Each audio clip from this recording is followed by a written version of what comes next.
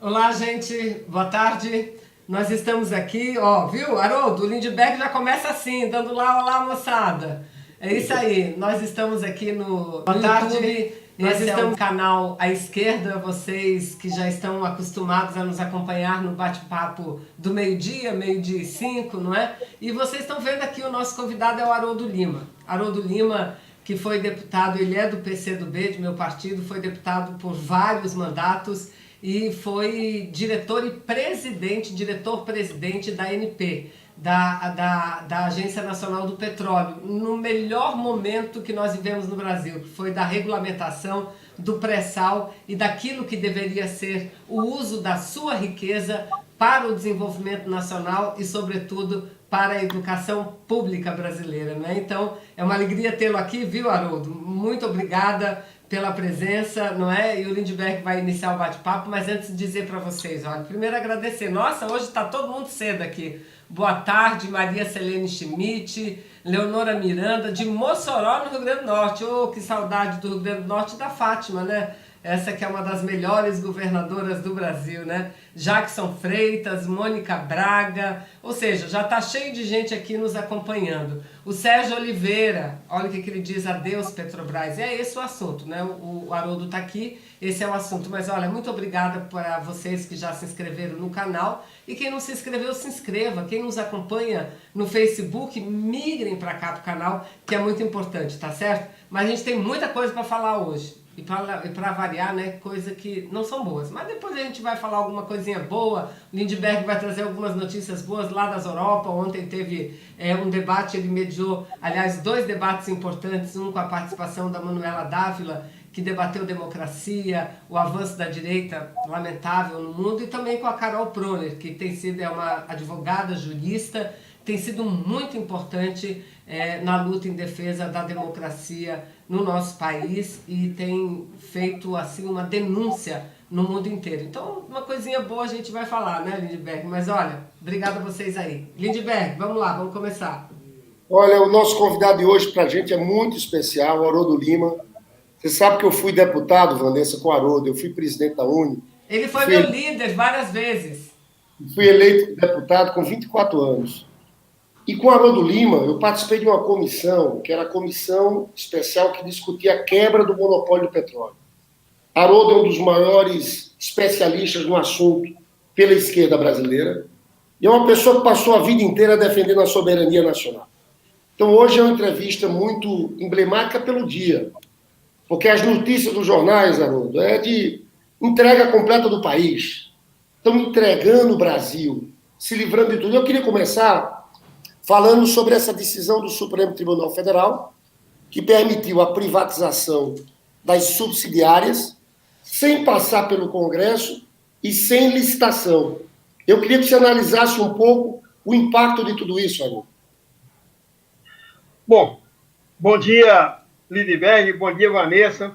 Fico também muito satisfeito em estar aqui falando com vocês e, através de vocês, com muito mais gente, porque seja Vanessa, seja Lindbergh, são pessoas que estão muito ligadas a mim pelo passado parlamentar de luta de ambos.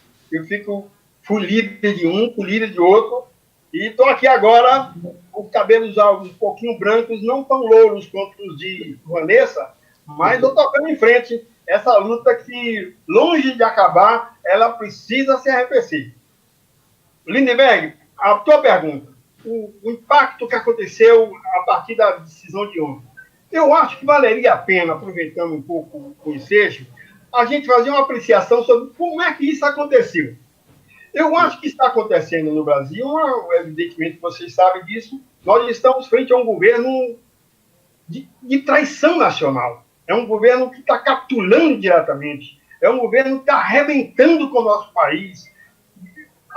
É um governo de desmontando o patrimônio público nacional. Essa é a essência da questão.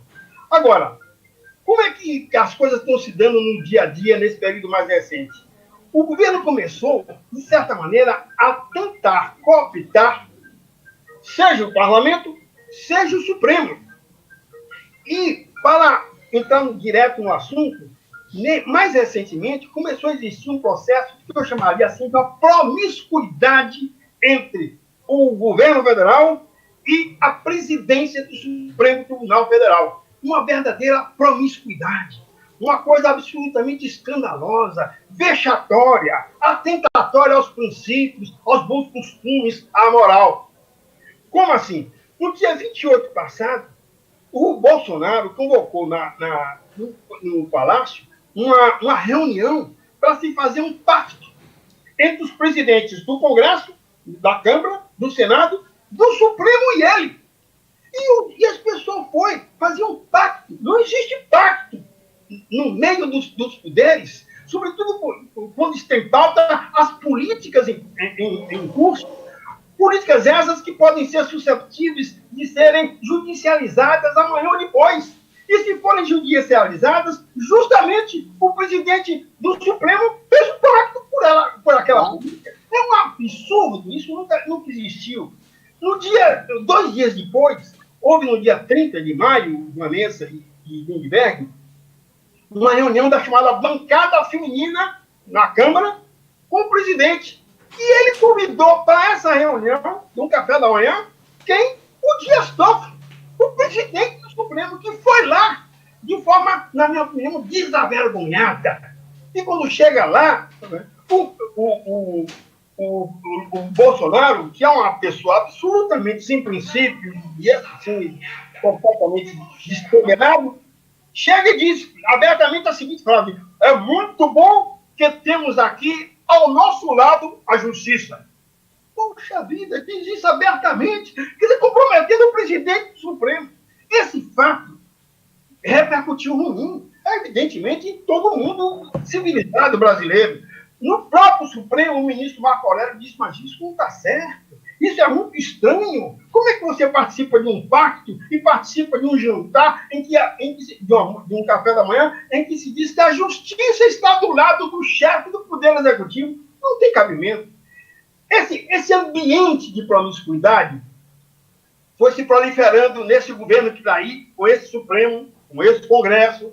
E quando chegou nas vésperas agora, há poucos dias atrás, quando ia ser feita a reunião, preparada a reunião do julgamento de ontem, Lindbergh e Vanessa, o tal do Paulo Guedes, juntamente com o outro, o André Mendonça, que é o advogado-geral da União, foram aos gabinetes de cada um dos ministros do Supremo Tribunal Federal, convencê-los a votar favoravelmente ao pleito do governo federal. Isso já é o simples fato o ministro da Economia, o advogado-geral da União, entrar nos gabinetes parlamentares às vésperas de uma votação importante, já é um escândalo, já mostra isso que eu estou chamando de uma promiscuidade, virou uma coisa assim desrespeitosa aos costumes do povo brasileiro. E assim, com essas preliminares, houve o tal julgamento e o resultado esse que vocês estão aí muito bem denunciando. Deliberou-se o quê? Deliberou-se que as chamadas empresas mães poderiam ser privatizadas desde que isso fosse autorizado pelo Congresso e fosse feita uma licitação. E as subsidiárias não precisariam disso. Poderiam ser vendidas de forma direta, etc. Olha, gente, primeiro que eu acho que isso o Supremo se dobrou ao entreguismo deslavado do governo federal. Ele nunca teve, eu mexo com política há mais de 60 anos. Eu nunca vi um descalabro tão grande, um entreguismo tão desavergonhado e uma arrogância tão despropositada para entregar o país como está tendo agora. Bom, agora, quais as consequências imediatas disso? As consequências, na minha opinião, é o seguinte: resolveu-se, deliberou-se ir ao fundo do poço da privatização do patrimônio público brasileiro. Por que eu digo ao fundo do poço? Ao fundo do poço, porque esse processo de privatização já não vem de agora, pelo contrário, já está acabando. Já privatizaram tudo. Eu tomei nota aqui para dizer a vocês: com Sarney foram privatizadas 18 grandes estatais. Com Itamar, 17. Collor estabeleceu a meta de privatizar 68. Conseguiu privatizar 18. E FHC privatizou 80. Mas não são subsidiárias, não. Tudo isso são as grandes, são as maiores, as majors brasileiras, tudo privatizadas. Então, quando agora eu digo, Agora não tem praticamente mais nada. E aí eles resolveram entrar no fundo do poço, das subsidiárias, o que resta ainda. Pegar um pouco ainda a sobra, o que sobrou para eles, etc.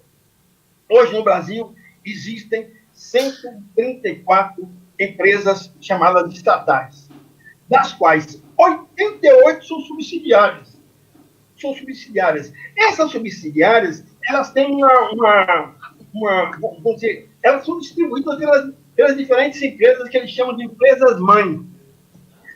Dessas, as 88 ficam 36 são subsidiárias da Petrobras, 32 subsidiárias da Eletrobras, 16 subsidiárias do Banco do Brasil.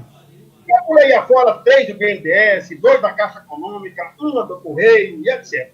Bom, chama a atenção as subsidiárias da Petrobras. E aí nos remete ao caso, assim, a consequência mais imediata, a consequência prática mais concreta que vai acontecer nos próximos dias, pelo que eu imagino. Haroldo, você vai falar das consequências da Petrobras? Sim. Eu só quero aqui destacar uma parte da tua fala, para você iniciar aí o papo da Petrobras. Quais as consequências? Você falou aí aquilo que a gente tem repetido muito aqui, todos os nossos convidados, né, Lindbergh? Esse é o governo mais entreguista que nós já tivemos no Brasil, não há outro. Agora, olha, Haroldo, a incoerência, porque ele foi eleito, e nós temos que falar com o subconsciente da população, ele foi eleito com que palavra de ordem? Brasil acima de tudo e Deus acima de todos. Existe uma mentira, um engodo maior do que esse, Haroldo? Vanessa, o horizonte dos problemas é tão amplo que a gente pegando por aí, a gente vai aí e larga o outro negócio que eu ia falar da Petrobras. Mas só para pegar a sua deixa, quando ele fala assim, o Brasil acima de tudo, é uma disfarçatez. Porque quando ele foi aos Estados Unidos, ele se entregou ao governo americano numa proporção e sob uma forma nunca vista na história do Brasil. Aqui no Brasil nunca teve isso, não. O cara chegar lá nos Estados Unidos, bater continência para a bandeira americana. Ela já batia a continência para a bandeira americana aqui no Brasil, quando era candidato. Chega lá nos Estados Unidos, ele se acocora diante do Trump. O Trump dá uma banana a ele aqui para nós, obriga ele a sair da OMC, a deixar de ser considerado na OMC como um país emergente, sob a promessa de que vai entrar no grupo dos 20. Olha, quando ele sai da OMC, gratuitamente, sem ganhar nada em troca, ele deixa de ter muitas vantagens que países como a Índia, como a China, que são muito mais desenvolvidos do que o Brasil, não saem. Esses, na OMC, são considerados, eles insistem o tempo todo. A China briga o tempo todo para dizer o seguinte: nós somos um país emergente, não somos um país desenvolvido. Mas o Bolsonaro achou, por uma conversazinha boba do Trump, que o Brasil já era um país desenvolvido, não precisava mais das vantagens acessórias da OMC. Mas voltando, Vanessa, voltando à Petrobras, eu acho, repare as consequências assim, mais imediatas. A Petrobras tem as tais subsidiárias da Petrobras, não são subsidiárias de uma empresa menor, são subsidiárias de um gigante, e, por conseguinte, são pequenas gigantes. Eu destacaria, assim, pelo menos umas 3, umas 4. Primeiro, a BR Distribuidora, que é lamentável. Vão vender a BR Distribuidora na Bacia das Almas, a preço de nada. A BR Distribuidora é uma coisa gigantesca.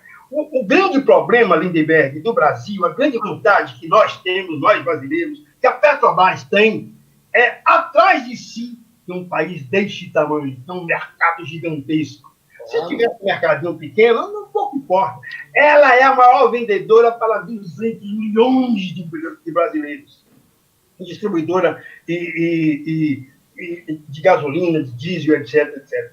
Pois bem, isso vai ser tudo. Você vai vender alguns ativos passando o mercado seu para quem comprar. Esse mercado não tem preço. É um mercado gigantesco. É o quinto do mundo. No meio de 200 países do mundo, nós somos o quinto. Você vai passar isso? Isso não tem preço, não tem cabimento, etc. Mas a BR Distribuidora vai por aí. Depois tem a Transpetro, outra grande empresa. Depois tem as refinarias. E tem a TAG. A TAG é a Transportadora Associada de Gás. Essa transportadora associada de gás tem uma importância gigantesca também pela razão de ser transportadora associada de um país gigantesco. Porque se fosse transportadora associada do Haiti, não tinha muita importância se você sai daqui e vai para lá. Aqui você sai. A TAG, para vocês terem uma ideia, a TAG tem aproximadamente, ela tem 2.000, a TAG tem 4.500 quilômetros de dutos. 4.500 quilômetros de dutos. Estão querendo vender. Bom, mas antes disso, para se entender um pouco a venda da TAG e o que significa isso, vamos ver que existia antes, há pouco tempo atrás, a ANS, a NTS. A NTS ela é chamada Nova Transportadora do Sudeste. Essa nova transportadora do Sudeste tinha sido criada há algum tempo atrás, e ela tinha mais ou menos 2.000 quilômetros de dutos. É a nova transportadora do Sudeste. Ela foi vendida por esse governo que está aí. 2.000 quilômetros. Ela articulava Rio de Janeiro, Minas Gerais e São Paulo. Foi vendida por 5,2 bilhões de dólares. Presta atenção. Com 2.000 quilômetros, ela foi vendida por 5 bilhões de dólares. Bom, aí a Petrobras, na hora que fez isso, resolveu vender a outra, que era a TAG. A TAG é a transportadora associada de gás, tinha, ao invés de ter 2.000 quilômetros, a TAG tem 4.500 quilômetros, 4,5 mil quilômetros de dutos. Em vez de integrar o eixo sudeste, que é Minas, Rio de Janeiro e São Paulo, integrava isso com o Nordeste e com a Amazônia da Vanessa. Chegava até lá, a TAG. Os ativos eram distribuídos nessas regiões todas, eram enormes. Ela foi criada, diga-se passagem, em 2006, pelo presidente Lula. Porém, lá vai a Petrobras, esse grupo que está aí, resolve, já que deu certo a venda da NTS, vamos vender também a TAG, de bolo. E eles vendem a TAG por 8,6 bilhões de dólares, 90% dela. Repare bem, que só ainda... Primeiro que a NTS, como foi vendida 2.000 quilômetros por 5,2 bilhões, com a ninharia, com uma empresa desse porte, mas vamos dizer 5 bilhões de dólares. Essa é mais do dobro, está sendo vendida por 4. Está percebendo? E uma coisa espantosa, aí, por 4, não, por 8, 8,6 bilhões. Então, ela, se ela é mais do dobro, ela, assim, de saída, num cálculo genérico, ela deveria valer uns 11 milhões. Está sendo vendida por 8. Ou seja, de saída, relativamente ao preço da NTS, nós estamos perdendo 3 bilhões de dólares. Só assim na saída. Aí ela vende. E quando ela termina de vender, no dia 27 do mês passado, de maio, o ministro Edson Fachin imediatamente baixa o liminar, dizendo, mas isso não pode ser feito. Ele está se vendendo um grande patrimônio brasileiro, sem licitação e sem autorização do Congresso Nacional. Ele suspende a venda. E é isso que foi ontem rediscutido e, no final, delibera-se por pressão política do governo, dobrando o Supremo Tribunal Federal, que pode ser feita essa venda e que vai ser feita. Então, no mesmo dia e de noite, do mesmo dia, o ministro Edson Fachin, levando em conta a decisão tomada pelo Supremo Tribunal Federal de que isso era permitido e que ele tinha suspendido a venda da TAG por liminar, ele arrebenta ou derruba a liminar que ele próprio tinha feito e, da agora por diante, está permitido também a venda da TAG. Significa que, nesses próximos dias, como eu falei, a consequência mais imediata do que aconteceu ontem é que a TAG vai ser vendida. São esse conjunto de dutos que a Petrobras tinha construído, articulando desde o sudeste brasileiro ao norte brasileiro. Isso vai ser vendido por uma ninharia que de saída já é menor do que o que vendeu à INTS. Ô, Haroldo, deixa eu te fazer uma pergunta sobre isso. Veja bem, a gente teve um debate muito grande no Brasil sobre corrupção. Se falava muito de mudanças estruturais. Como é que o Supremo permite uma venda como essa sem licitação? Nós estamos falando de 8 bilhões e 600 milhões. Isso é escandaloso. É um crime. E eu queria perguntar para você explicar para as pessoas também. Quer dizer que elas compram os dutos e alugam para a Petrobras, é isso? É. O duto passa a ser dela. Passa a ser dela. A Petrobras tem uma certa regalia, pequena regalia, só pro forma, entendeu? Mas você tem que pagar, porque o duto já não é seu. A diferença básica entre privatização e concessão é essa. Quando você privatiza, a propriedade daquele ativo é do outro. Então, você tem que comprar do outro.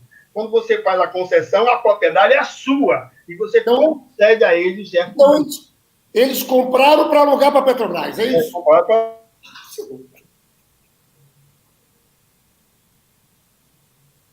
Travou um pouco, Vanessa, e o Haroldo. Travou, mas vai já retomar. Viu? Mas enquanto o Haroldo resolve lá o problema, Lindbergh, eu acho que a gente tem que...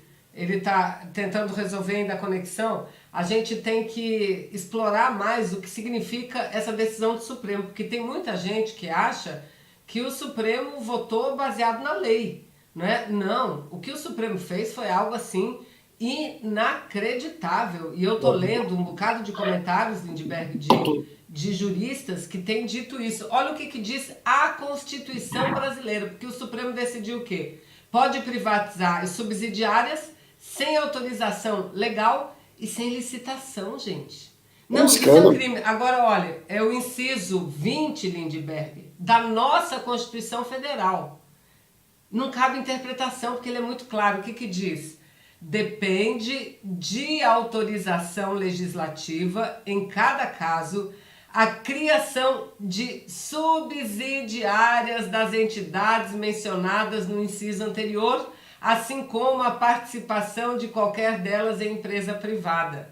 Aí, no inciso anterior, diz somente por lei específica poderá ser criadas autarquias e autorizadas a instituição de empresas públicas. Ou seja, Lindbergh, é muito claro. É por isso que o Haroldo dizia que o que há aqui é um conluio, lamentavelmente, um conluio, né, deste governo com a participação do judiciário. Não, e o danado foi o seguinte, que quando houve a decisão do Fachin suspendendo a privatização da TAG, o Toffoli, depois daquele encontro do Papa, pautou diretamente para votar. Está me ouvindo agora? Eu volto a dizer, é escandaloso, Vanessa, o que está acontecendo. Estão entregando o país a preço de banana. E o mais grave, que é sem licitação. O Haroldo voltou, Lindy. Já voltou? Haroldo voltou. Eu estou me ouvindo bem agora. Enquanto você ficou fora um pouco, eu e o Lindbergh falávamos da decisão do Supremo, que é inconstitucional. Porque a Constituição é clara, não só a empresa-mãe, mas a subsidiária também depende de autorização judicial. E a decisão foi tão descarada, né, Haroldo, que pode privatizar as subsidiárias e não precisa nem de licitação. Haroldo? Esse fato que você levanta aí, que foi o que o Lindbergh tinha proposto anteriormente, ou seja, vender um patrimônio desse porte... Eu acho que está dando problema ainda com a Haroldo, Vanessa. Sem licitação, isso é uma coisa completamente despropositada. Você vê, e como você diz aí, é inconstitucional, porque isso favorece amplamente a corrupção. O que está sendo feito no país é legalizando a corrupção. Está sendo legalizada a corrupção. Agora por diante, a chamada corrupção não mais existe na proporção grande. Se uma pessoa na feira, um rapazinho, pegar um abacaxi, esse daí é corrupto, esse é ladrão, esse vai preso. Mas se você vender por 8,6 bilhões de dólares, um patrimônio brasileiro enorme, a quem você escolher, sem saber as condições por baixo do plano, o que é que aconteceu, isso não é chamado corrupção mais, porque está legalizado. Lindbergh. Sim. Não, é isso, viu, Haroldo? É bom que se diga, porque, olha, já estamos entrando nessa segunda grande contradição desse governo, né? Primeiro, que venceu eleições dizendo que o Brasil é acima de tudo. Que nada, vai nos Estados Unidos dizendo que ama aquele país desde criancinha. Uma coisa horrível. Mas o problema é que não é só a fala. Ele fala lá e entrega aqui. Porque ele está entregando a nossa Petrobras, não é, para os americanos. Quer entregar a aposentadoria também. E segundo, desse tal do combate à corrupção, gente. Além da família inteira, né? E o Lindbergh fala muito que é lá do Rio de Janeiro, porque não é só corrupção do dinheiro público, é através da milícia, que é uma ação criminosa, deletéria, não é? Ainda faz essas privatizações com o aval do Supremo. Olha, isso é muito difícil. Mas, Lindbergh, vamos continuar. Você está vendo aí os internautas? Eu não estou conseguindo ver aqui. Vanessa, aqui no meu vídeo eu não estou conseguindo ver o Haroldo Lima. Estou vendo você. Que ele falou agora. Mas deixa eu te falar. Mas só para lembrar, isso, Vanessa, tem a venda da metade das refinarias. Só para lembrar. Peraí, estão dois falando ao mesmo tempo. Eu não estou. É porque ele não está te ouvindo. Calma lá. Lindbergh, é o único jeito, você tem que sair e entrar. Se você der uma saidinha, faz a pergunta para o Haroldo que eu retransmito aqui. Eu queria que Haroldo falasse também sobre a venda das refinarias. Ah, sim. Tá. Porque então, aí, enquanto ele fala... Nós vamos virar exportador de óleo cru, de óleo bruto. Então você sai e volta, viu, Haroldo? Tá me ouvindo, Haroldo? Ouvindo bem. O Lindbergh quer que você fale também, ele vai ter que dar uma saidinha e volta, aqui, que nem você fez, que você explore essa questão da venda das refinarias, dizendo o seguinte, que eles vão voltar nessa área do petróleo, que é muito importante, eles vão... Tá ouvindo agora ele, Haroldo? Tô ouvindo, agora tá tudo certo. Tá ouvindo o Lindbergh? Tô ouvindo bem, agora tá ótimo. Então, Lindbergh, faz aí para ele a pergunta de novo. Eu queria que você falasse também sobre a venda das refinarias, porque isso parece uma outra grande loucura. Eles querem que a gente vire exportador de óleo bruto, de petróleo bruto. Eu queria que você explorasse um pouco isso. Na verdade,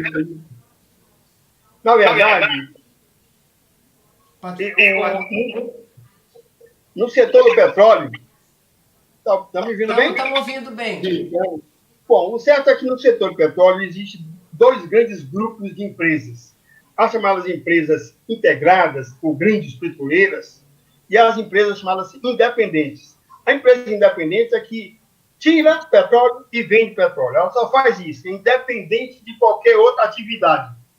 E as empresas, as grandes petroleiras, entre as quais estava a nossa Petrobras, ela tira petróleo, vende petróleo, refina petróleo, transporta gás, transporta óleo, transporta gasolina, entra na petroquímica, entra em fertilizante, passa a ser uma empresa que tem duas características importantes. Uma é a característica de ser uma empresa verticalizada. Ela fica do poço ao posto de gasolina. Ela trabalha nesse espectro todo. Segundo, que é uma empresa integrada, ou seja, ela não faz apenas vender petróleo, tirar petróleo e vender petróleo. Ela vende petróleo e faz essas demais atividades, entre as quais está uma atividade-chave, que é a atividade de refino. Se você perde a atividade de refino, você passa a ser uma empresa independente. Empresa independente é desse tipo. No mundo do petróleo, são subempresas. Não é considerada uma empresa petroleira de grande porte. Tem diversas delas por aí, mas não tem nenhuma dessas importantes são empresas independentes. Pois bem, o que está acontecendo no Brasil é que estão transformando a Petrobras, provavelmente, na maior empresa independente da América do Sul. Quer dizer, é uma subempresa e é da América do Sul. Ela tira petróleo porque ela tem o pré-sal, aí ela tira o pré-sal, vende e vende. Isso é um problema seríssimo. Você corta, primeiro, a hipótese dessa empresa crescer, se desenvolver. Segundo, você tira as condições de soberania do Brasil, porque não é uma empresa brasileira que controla mais a distribuição de combustíveis, a refinação do petróleo no Brasil. São outras empresas. E como são outras empresas, em geral, estrangeiras, nós ficamos com a nossa soberania absolutamente esmagada, desfalecida. E mais do que isso, a Petrobras fica como uma empresa também de segunda ordem. Como assim? Porque no mundo do petróleo, gente, tem diversas atividades. Vamos pegar. Tem a chamada EIP. EIP, exploração e produção. Exploração que você fura o poço e produz o petróleo. Está aqui a atividade de EIP. Depois tem a atividade de transporte. Você transporta o petróleo para um lugar onde ele vai ser refinado. É o duto, é a TAG, essa coisa toda. Bom, depois tem a atividade de refino. Depois tem a atividade de distribuição. Depois tem a atividade de revenda. Depois tem a sua participação nas petroquímicas. Tem a participação em fertilizantes. Esse mundo todo, de tal maneira integrado, esse mundo do petróleo, que quando a IP está dando prejuízo, o refino não está. O refino está dando um lucro extraordinário. Quando o refino dá prejuízo, a IP sobe. Ou então a petroquímica sobe. Em síntese, nada funciona ao mesmo tempo. Ou seja, se isso está muito bem, alguém está meio mal. Mas se isso está muito mal, outro está muito bem. E se uma empresa trabalha de forma integrada, ela sempre está bem em algum lugar. Mesmo quando, por exemplo, entre os anos de 2015, 2016, 2017, mais ou menos meados de 2017, o preço do barril de petróleo caiu muito. A atividade de AIP ficou lá embaixo. Estava dando prejuízo, ou pelo menos não estava dando grandes lucros. Em compensação, o refino subiu. E a grande empresa integrada que estava tendo prejuízo aqui, estava ganhando cá. E estava ganhando aqui, e estava ganhando cá. E resultado, a empresa nunca entrava em crise. Nenhuma grande petroleira entra em crise. Entra em crise a conversa fiada dessa turma que está aí, que quer dizer que está em crise para vender barato. Essa que é a essência da questão. Agora, se você tira essas pernas dela, ela vai entrar em crise, sim. Porque ela fica uma empresa independente, empresa que trata de EIP. E quando a EIP está embaixo, ela está embaixo. E aí está em dificuldades. Esse é Vanessa e Lindbergh. Um crime está sendo feito contra o nosso país. É isso que está acontecendo. E eu queria só, Lindbergh, se você me permite, que o Lindbergh está na vez de fazer a pergunta, só te fazer uma pergunta muito rápida. As maiores empresas petroleiras, Haroldo, do mundo são privadas ou são públicas? Boa pergunta, Vanessa. É o seguinte, aqui no Brasil, no mundo, sua pergunta demanda uma resposta meio complexa. No mundo, existiu aí, desde o meado do século XIX, quando foi descoberto o petróleo, etc., um pouco mais na frente, criaram-se o que ele chamava 7 grandes empresas. Eram 7 grandes empresas que ele chamava de as 7 irmãs. As 7 irmãs eram as 7 maiores petroleiras do mundo. Elas controlavam quase tudo do petróleo. Não só a EIP, como a distribuição, como o transporte, como tudo. Era essa assim. A primeira era a Exxon, depois a Gulf Mobil, depois a Chevron, depois a Texaco, a Shell, eram 7. A sua pergunta, há alguns anos atrás, era quem controla o petróleo no mundo são essas 7 irmãs, todas privadas. Passam-se os anos e começaram a surgir a resistência às 7 irmãs. E na resistência às 7 irmãs começam a surgir grandes empresas estatais. Começa a surgir... A primeira que surgiu, Vanessa e Lindbergh, a primeira estatal que surgiu em resistência às 7 irmãs foi a Yacimientos Petrolíferos Fiscais da Argentina, em 1921. Depois de surgir, um pouco mais na frente, vai surgir a Petrobras surge em 56, 57, por aí. Depois é que surge a PDVSA, depois surge a Ferrovia Aranco. A do México foi com Cárdenas. A do México foi com Cárdenas. A do México foi em 1939 ou 40. Foi na véspera de começar a Segunda Guerra Mundial. Governo do Cárdenas. Governo do Cárdenas. Governo do Cárdenas, um nacionalista.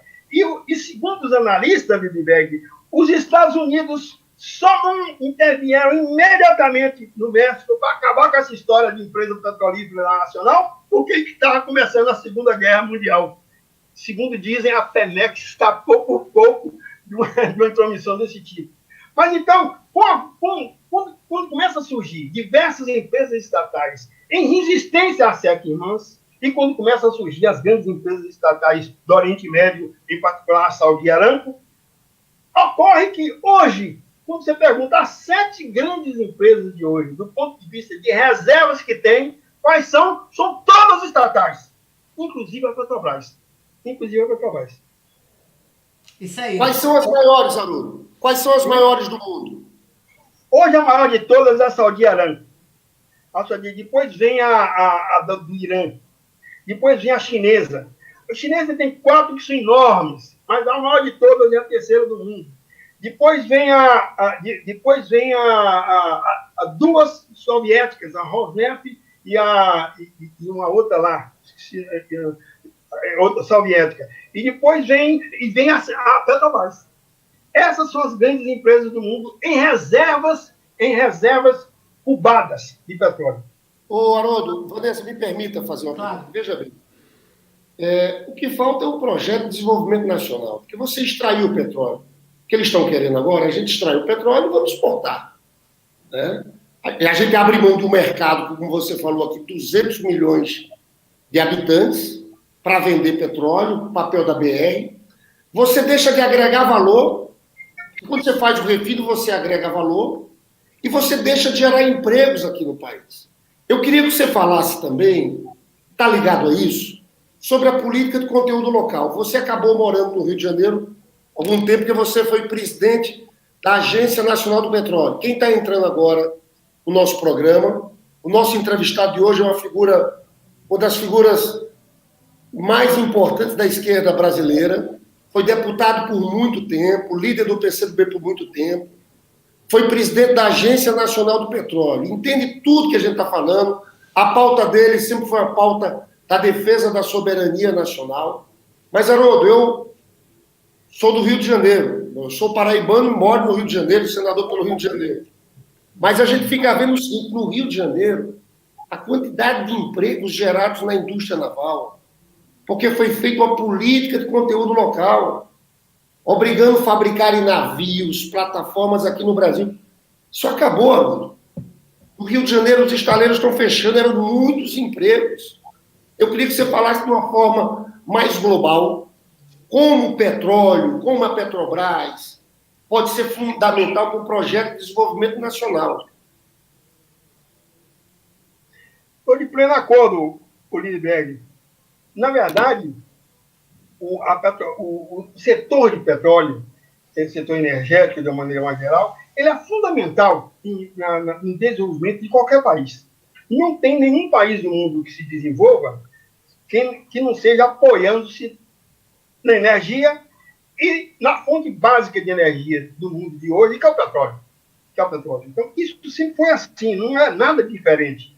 O Brasil não seria diferente. E está sendo diferente porque está abrindo mão disso. E está abrindo mão disso por entreguismo. O Brasil não forjou uma elite que tenha consciência e desejo de ser grande, de ter um país grande, com empresas grandes, poderosas.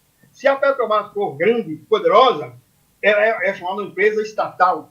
Se tiver uma empresa estatal grande, poderosa, surgirão diversas outras paraestatais, que são empresas privadas, que servem a elas, que são vinculadas a elas e que são grandes também. O que acontece é que na hora que você diminui a força da Petrobras, você diminui a força de todas aquelas que, mesmo as subsidiárias e mesmo aquelas privadas que poderiam ser grandes se fossem alimentadas por uma grande. Mas se a grande deixou de ser grande, aquelas menores também deixam de ser. E vai aparecendo o quê? Vai aparecendo aqui no Brasil uma porção de outra gente. Quem é que está comprando a TAG? É estrangeiro. São os canadenses. É o canadense, não é o fundo do Canadá. Né? É a Brookfield que está comprando a TAG, que agora vai voltar com força, porque... A Brookfield foi quem comprou a NTS também, Nova Transportadora. Também agora, tem licitação. Monopólio. Exatamente, porque enquanto estava na nossa mão, na mão da Petrobras, era um monopólio, aí não dá certo. Agora, passou a ser deles, não é um monopólio, só com uma diferença, é um monopólio privado. E monopólio privado é estrangeiro. Quer dizer, Nós ficamos, então, ao sabor do capital estrangeiro. A Vanessa estava dizendo aí ainda há pouco que o presidente, o Bolsonaro, quando chegou, fez uma campanha dizendo que acima de tudo o Brasil, como é que é? Brasil É o Brasil acima de tudo. O Brasil acima de tudo. Mas ele mudou, Vanessa. Quando ele chegou lá nos Estados Unidos, ele fez o seguinte discurso: o Brasil e os Estados Unidos acima de tudo. E esqueceu Deus. Esqueceu Deus. Ainda rifou o próprio Deus. Entendeu? Uma coisa terrível. Quer dizer, nós estamos ao sabor desse tipo de gente. A política de conteúdo local, ela já vinha passando por dificuldades já há mais tempo. Precisava ser ajustada. Tudo no mundo passa por dificuldades, passa por ajustes. Quando a política de conteúdo local, ela, quando surgiu, ela é anterior a Lula, mas ela surgiu como uma indicação de preferências, mas não tinha nada de obrigatório. Com Lula, a partir da quarta rodada, ela passa a ser obrigatória. Mas agora por diante, ela tem que ter conteúdo local na seguinte proporção. Um pouco mais à frente, isso discutiu-se e estabeleceu-se até uma cartilha em que tal item deve ser tantos por cento, tal item deve ser tantos por cento, e vai por aí afora. Depois considerou-se que essa cartilha estava muito confusa, estava complicada, e tem que se aperfeiçoar. E aí foi se aperfeiçoando. Aí é que está a história. Nós não sabemos as coisas direito do início ao fim. Então, vai se aperfeiçoando. É diferente de que se vai abandonando. Você tem que aperfeiçoar que a política de controle local estava dando problema, que a própria Petrobras estava protestando, considerando que não estava correto, mesmo no tempo mais antigo, etc. Nós todos estávamos interessados, na minha época no MP, de sentávamos com todos esse pessoal, então vamos aperfeiçoar. Aperfeiçoar e não abandonar. Tivemos, inclusive, uma reunião com estrangeiros. Eu me lembro muito bem, Vanessa de Uniberg, porque eu tive como presidente de uma grande empresa chinesa de petróleo, e ele estava, de certa maneira, se queixando um pouco delicadamente, muito assim, com minhas palavras, se queixando um pouco da política de conteúdo local aqui do Brasil. Aí eu falei assim, disse, mas você está se queixando da nossa política de conteúdo local e vocês não fizeram isso o tempo todo. Graças a isso, vocês não são hoje um gigante. E nós. Como é que é? Ele falou, mas nós fizemos diferente. Eu disse para ele, pô, então é isso que eu quero saber. Aperfeiçoar a nossa forma e não abandonar. Aperfeiçoar. E ele me deu algumas sugestões. Eu pedi se você pudesse me dar algumas sugestões escritas. Como foi mesmo que vocês fizeram? Vocês enfrentaram alguns problemas, ajustaram. Nós queremos ajustar também o nosso. O que aconteceu é que não foi isso que sucedeu. Nós, hoje, abandonamos a política de conteúdo local. E com esse grupo que está aí, essa palavra conteúdo local é capaz de ser vista como um palavrão. Porque as palavras sonoras dele são as que são proferidas lá pelo Olavo de Carvalho, se dirigindo aos militares brasileiros, como vocês bem sabem. E ainda, Haroldo, para gravar mais, só lembrando, Lindbergh, que nós lutamos muito contra, mas não tivemos força o suficiente na época do Temer. Ele aprovou uma lei, Haroldo, que ainda dá incentivo fiscal de mais de R$1 trilhão, ou seja, para levar emprego lá para os Estados Unidos, lá para outros países. Isso ainda agrava mais, porque incentivo fiscal é para quem produz aqui, para quem desenvolve aqui. Agora não, para essas petroleiras todas. E outra coisa, Vanessa, esse processo que nós vivemos no Brasil nos últimos anos é um processo aterrorizante. Se você olhar direito, nós tínhamos aqui, dentro do setor de construção civil brasileiro, nós tínhamos algumas das maiores e mais preparadas empresas de construção civil de grande engenharia do mundo. Estavam aqui no Brasil. Graças a isso, uma grande empresa estrangeira participava aqui no Brasil da construção de uma grande ponte, de uma usina, de um reservatório grande, como se tem lá na Amazônia. Tudo era feito por nós, pelos brasileiros. Quando eu era presidente da ANP, eu me lembro também que os chineses sempre iam lá, e eles disseram, você tem aqui uma experiência enorme de construção de uma grande represa, que é justamente Itaipu. E nós tanto desejaríamos conversar com o pessoal que construiu Itaipu, porque nós estamos desejosos de construir uma grande represa lá na China, que foi Três Gargantas. E eu recomendei, conversem com quem construiu Itaipu, quem participou da construção de Itaipu, que tem know-how sobre o assunto. E eles conversaram e fizeram lá.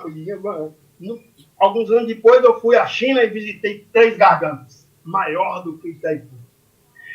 Mas os construtores de Itaipu, e da Ponte de Niterói, e das grandes estradas brasileiras, e das grandes viadutos brasileiros, das grandes obras de engenharia do Brasil, eram todos brasileiros. Eram dos maiores...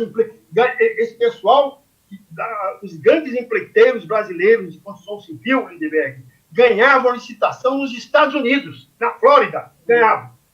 De repente, entra essa história do Lava Jato, e o Lava Jato começa, localiza, pega uma corrupção, que existiu sim, uma corrupção aqui, ali, acolá, e ao invés de dar um tratamento top, cirúrgico, àquela corrupção, espalha a corrupção para todo mundo. Quem é corrupto é a Petrobras. Todo mundo. A Petrobras perdeu o valor. As empresas que tinham também, que podiam ser investigadas, foram investigadas em toto. Foram investigadas de forma genérica. E acabou-se as grandes empresas de engenharia do Brasil, estão liquidadas, estão pedindo falência, todas. E quem é que está chegando aí agora? As grandes empresas de construção civil estrangeiras. Estão todas chegando. E quando a Petrobras, nessa nova direção que anda por aí, vai fazer uma grande licitação, como fez outro dia, estabelece que a licitação está feita, exceto para as seguintes empresas, e bota todas as grandes brasileiras. Ou seja, só pode entrar as estrangeiras. Que diga de passagem, as estrangeiras, algumas das quais eram tidas nos seus países como corruptas. Ô, Haroldo, isso é um crime, Haroldo. Deixa eu te contar. Nenhum país do mundo fez o que a gente fez com essa Lava Jato. Porque aqui é o seguinte, nós destruímos as empresas, quem cometeu o crime acaba indo para casa com muito dinheiro, faz uma delação e vai embora. Olha, a Siemens, ThyssenKrupp, que eram alemães, tiveram alguma participação lá com o nazismo. Você sabe o que aconteceu depois do fim da Segunda Guerra Mundial? Preservaram as empresas. Aqui não, foi destruição total. Haroldo, mais grave, Haroldo. O Pedro Parente fechou, quando estava saindo um acordo, um departamento de justiça norte-americano. E a Petrobras, esse não é o dinheiro do Delta Dallagnol, não, é outro. Pagou 3,9 bi de cara, reconheceu, para pagar credores norte-americanos. Os escritórios de advocacia que estavam trabalhavam 3,900 como valor máximo. Eles estavam calculando em chegar perto de 1 bilhão. Então, é um escândalo que está acontecendo aqui no país. Nós estamos tendo a destruição de todo o nosso parque industrial. E você toca no ponto que é decisivo. Agora, Haroldo, eu estou com o jornal Valor Econômico aqui. Cara, o que está acontecendo no Brasil agora é porque é tanta coisa que acontece no governo Bolsonaro, tem tanta distração, mas isso aqui, olha essa informação do jornal Valor Econômico. Diz que vão vender mais de 100 ativos do Ministério da Agricultura. O terreno da CEAGESP, que é a maior central de abastecimento da América Latina, fazendas da Embrapa, que são importantíssimos centros de pesquisa. Você, Haroldo, conhece, já visitou fazendas da Embrapa. E por aí vai. Mais de 100 ativos só do Ministério da Agricultura. Estão entregando, vendendo o país. Para arrecadar, Lindbergh, somando, viu, Haroldo, somando a área da agricultura, que essa notícia é gravíssima, eles têm na lista 130 empresas. Como você disse, nós temos 134 empresas públicas, vão vender tudo. Vão liquidar, vender não, liquidar tudo. Agora, Lindbergh e Haroldo, eu só quero, junto com essa observação que faz o Lindbergh, colocar aqui, John, um mapa do mundo para ver o que está acontecendo no mundo. Porque, veja, é aquela velha história. O Bolsonaro vai lá lamber a bota do presidente americano e faz tudo que ele manda, diferente do que eles fazem lá. Então, olha aí esse mapa. Tá dando para vocês verem? Esse é o movimento de reestatização no mundo. Uma pesquisa feita por uma entidade importante holandesa mostra que de 2000, Haroldo, a 2007, aconteceram mais de 884 reestatizações. Reestatizações. Veja, está aqui na nossa tela. Na Alemanha, 348 empresas voltaram a ser públicas. Na França, 152. Nos Estados Unidos foram 67. Grande parte delas da área energética, da área de saneamento, da área de exploração, mas de todos os setores, né? E a pesquisa mostra o seguinte: na França, fizeram uma pesquisa assim pormenorizada. Onde o serviço era privado, era mais caro e qualidade inferior daqueles que eram estatais. Então, enquanto o mundo reestatiza, esse Bolsonaro está vendendo. Vamos falar sobre isso, gente? Haroldo, Lindbergh? Não, é isso mesmo. Você tá certíssima, Vanessa. Existe no mundo hoje um movimento que é justamente o oposto do que está acontecendo aqui no Brasil. Nós estamos na contramão da história. E essa contramão se dá sob diferentes óticas. Aliás, tem hoje um artigo, parece que no editorial, coisa que eu valha, na Folha de São Paulo, que chama-se "A mais de 100 km por hora na contramão". Está por aí. O que é isso? O primeiro contramão da história é que existe hoje no mundo um grande setor, uma grande faixa econômica que está em decadência, que é essa faixa econômica que se liga aos Estados Unidos. Os Estados Unidos era até ontem a maior potência do mundo, não só militarmente, mas também economicamente, do ponto de vista de produção, etc. Está caindo assustadoramente. Em 1980, os Estados Unidos, a produção americana contribuía para o mundo com aproximadamente 20%. A chinesa, naquela época, contribuía com 2,3%. O Brasil com 4,6% em 1980. Agora, os Estados Unidos saem do 20%, vai lá para 7%. A China sai do 2,6%, vai lá para perto de 20%. E o Brasil sai de 4%, vai para 2%. Porque nós estamos na contramão da história. Em vez de nós pegarmos a turma que está subindo, que é China, Indonésia, a Índia, é aquela turma toda de lá, no fundo, o mundo de hoje está fazendo um deslocamento da sua economia. O grande eixo atlântico, que predominou durante o século XIX e XX, está deixando de predominar. E começa o eixo do Pacífico. E nós estamos, nessa hora, nos abraçando com a turma que está afundando. Nós vamos para lá, vai dizer, viva o Brasil e viva os Estados Unidos. Nos abraçamos com ele e fica fazendo picuinhas com justamente o setor que está crescendo e que é um setor em desenvolvimento do nosso estilo, tipo China, tipo Indonésia, tipo Índia e etc. Um dado concreto, o Lindbergh e Vanessa, a China, ela lançou mais recentemente um grande projeto, que é o maior projeto que existente hoje no mundo. A nova Rota da Seda. A nova Rota da Seda, aproximadamente $1 trilhão.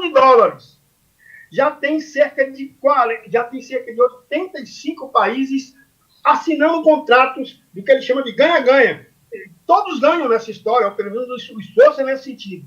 Na América do Sul tem 14 países que participam desse esforço, que é um negócio do futuro.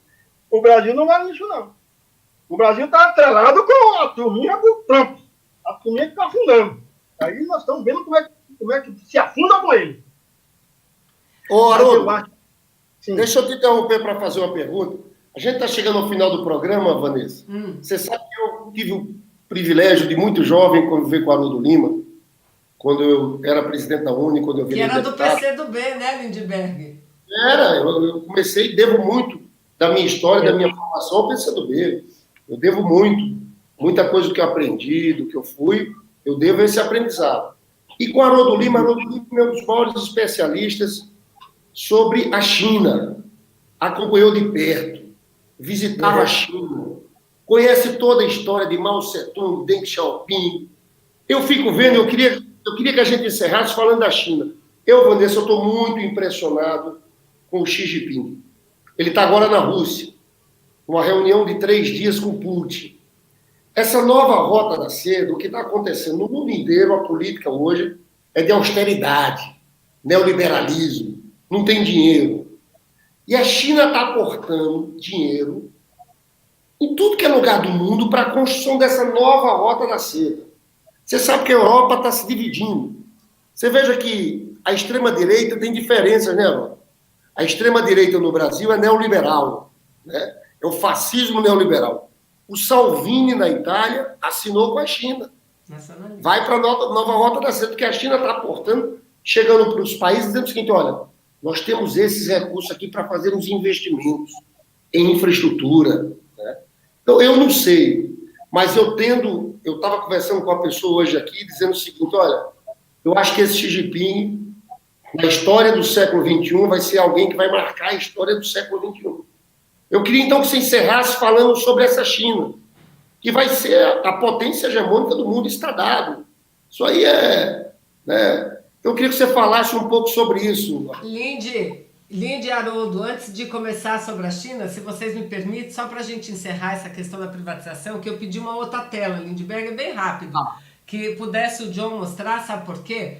Porque as nossas bancadas, Lindbergh, da oposição, nós tivemos uma grande vitória que foi deixar caducar a medida provisória que privatizava o setor de água e esgoto, de saneamento básico, uma grande vitória. Sabe o que aconteceu no Senado ontem? O Senado já aprovou um outro projeto do Tasso Gereissati para privatizar. Está aqui na tela, não sei se vocês conseguem ver, mostrando o quanto falta, quanto de residências no Brasil, por estado, não estão ligados ao esgoto. Um dos piores estados, Lindbergh, sabe qual é? Está ali, ó, eu tiquei de verde, o Amazonas. Ele tem um pouquinho mais de 30% de residências ligadas ao saneamento. Sabe quem é? Sabe como é que é o sistema de água e esgoto no Amazonas? É privado. Há 2 décadas. 2 décadas. E quem é a empresa que cuida lá? A francesa Suez. Suez. Foi Leonel Desu, depois Suez. Que, aliás, perdeu a concessão na França, porque foi uma das empresas que eles reestatizaram e nós estamos nesse caminho contrário que vocês dizem, né? Então, é muito grave ficar de olho, porque é isso, uma vitória que a gente teve, Lindbergh. Já o Senado, o Senado aprova outra lei para entregar uma questão que é vida, é água, gente. É água, é vida, entregar para o setor privado e o mundo inteiro está reestatizando. Mas vamos lá. Vamos lá, Haroldo, sobre a China. Eu queria ir embora sem dizer isso. Não, tá bom. Olha, eu sou, como disse aí o Lindbergh, eu sou um admirador da China há muitos anos. Eu, quando estive na China, a primeira vez que eu estive na China, Mao Tse-tung ainda era vivo. Mao Tse-tung ainda era vivo. Eu estive no finalzinho da Revolução Cultural.